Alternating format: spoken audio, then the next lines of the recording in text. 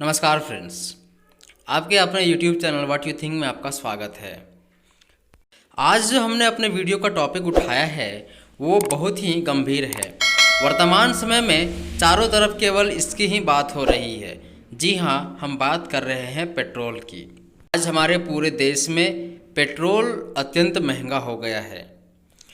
तो आखिर वो कौन से कारण हैं जिसके कारण से पेट्रोल का जो मूल्य है वो अत्यधिक ऊंचा होता चला जा रहा है। पिछले 12-13 दिनों में 11 बार तो पेट्रोल का दाम बढ़ चुका है। तो कहीं ना कहीं कुछ ऐसे कारण होंगे जिसके कारण से आज हमारे देश में पेट्रोल महंगा है, जबकि पाकिस्तान, नेपाल, श्रीलंका हमारे पड़ोसी देशों में पेट्रोल भारत के मुकाबले बहुत ही सस्ता मिल रहा है। आप जानते हैं कि भारत में पेट्रोल का उत्पादन बहुत कम होता है।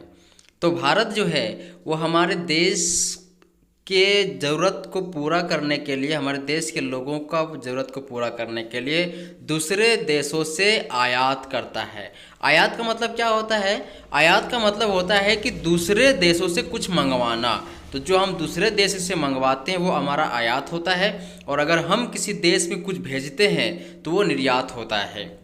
जब देश में पेट्रोल दूसरे देशों से आती है तो अंतर्राष्ट्रीय टैक्स या फिर बॉर्डर टैक्स लगता है, जो हमारी केंद्र सरकार लगाती है। उसके बाद ट्रांसपोर्टेशन कॉस्ट लगता है। उसके बाद आपका अंतर्राज्य टैक्स लगता है। कुछ रुपया जो है, जो कंपनी होते हैं, जो पेट्रोल पंप वाले होते हैं, वो पैसा लेते हैं। और इस प्रकार से हमारे तक पेट्रोल पहुंचते पहुंचते लगभग 3-4 प्रकार का जो कॉस्ट पड़ता है वो हमें पे करना होता है। बेस प्राइस जो होता है पेट्रोल का वो बहुत ही कम होता है। ऐसी स्थिति में अगर हम बात करें तो बेस प्राइस से ज़्यादा, लगभग 3 गुना या 4 गुना ज़्यादा पेट्रोल महंगा हो गया हमारे देश में। तो आइए जानते हैं कि कौन सा सरकार, मतलब केंद्र सरकार कितना टैक्स लगाती है, राज्य सरकार कितना टैक्स लगाती है, कंपनी वाले जो तेल कंपनी है वो कितना टैक्स लगाती है या कितना चार्ज जोड़ती है प्रति लीटर में। तो आइए इस बात को अच्छे से समझते हैं। जब देश में पेट्रोल का एंट्री होता है तो बेस प्राइस लगभग 31 रुपया 82 पैसा होता है। ये हम आपको डेटा दे रहे हैं 16 फरवरी तक का, ठीक है। किराया जो होता है, मतलब ट्रांसपोर्टेशन कॉस्ट जो है प्रति लीटर जो पड़ता है वो 0.28 पैसा पड़ता है।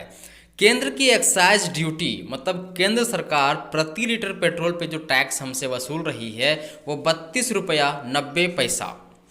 डीलरों का कमीशन होता है 3 रुपया 68 पैसा फिलहाल चल रहा है। वैट जो है वो 20 रुपया 61 पैसा। वैट क्या होता है? वैट राज्य सरकारें लगाती हैं। इस प्रकार से किसी बेस प्राइस से उपभोक्ता तक पेट्रोल पहुंचते पहुंचते लगभग 3 गुना ज़्यादा हो जाता है, 3 गुना से भी ज़्यादा हो जाता है, ठीक है। हमारे देश के राजस्थान जैसे राज्यों में पेट्रोल तो 100 रुपया भी पार कर गया है। ऐसे में अगर हम कहें कि लगभग 3 गुना से भी ज़्यादा है तो वो गलत नहीं होगा। कुल मिला के हम यहाँ पे देख रहे हैं कि अगर सरकारें टैक्स इसी तरह से वसूलती रहीं तो अंतर्राष्ट्रीय बाज़ार में जैसे जैसे कच्चे तेल का रेट बढ़ेगा, हमारे देश में भी इसका प्राइस हाई होता चला जाएगा। तो फिर इलाज क्या है?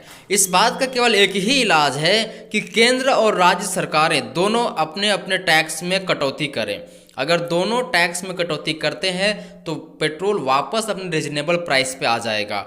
मतलब ये हुआ कि अगर वैट में से राज्य सरकारें जो हैं वो 10 रुपया कम कर दे, केंद्र सरकार भी 10-15 रुपया कम कर दे, तो पेट्रोल वापस 70 लीटर के आसपास में आ जाएगा।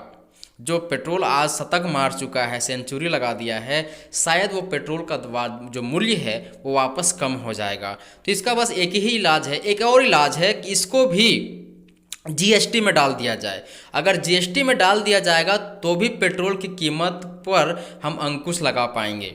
पेट्रोल की कीमतें हाई होने से सकल घरेलू उत्पाद में भी असर पड़ेगा, क्योंकि लोग खर्च करना बंद कर देंगे तो फिर देश में पैसा कहाँ से आएगा।